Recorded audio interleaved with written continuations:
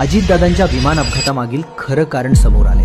तर मिळालेल्या माहितीनुसार ज्यावेळी विमान बारामतीत पोहोचलं तेव्हा बारामतीत दाट धुकं होतं, धावपट्टी दिसत नव्हती। बारामती सारख्या लहान विमानतळाच्या धावपट्टीवर ILS सिस्टीम उपलब्ध नव्हती। यामुळे दाट धुकं असताना विमान उतरवताना पायलटला मॅन्युअल पद्धतीनं विमान उतरावं लागतं, धावपट्टीच दिसत नव्हती।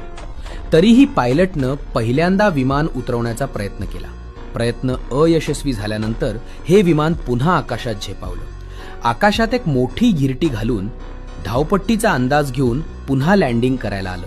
दुसऱ्यांदा लँडिंग करताना विमान यशस्वीपणे उतरेल असा अंदाज होता, मात्र तसं झालं नाही। एक्सपर्टनं दिलेल्या माहितीनुसार हे विमान थेट धावपट्टीवर जाण्याऐवजी मार्ग सोडून बाजूला गेलं। पायलटनं विमान धावपट्टीवर आणण्याचा प्रयत्न केला, पण त्यात पायलटला अपयश आलं आणि पुढच्या 4 ते 5 सेकंदात विमानाचा मोठा अपघात झाला।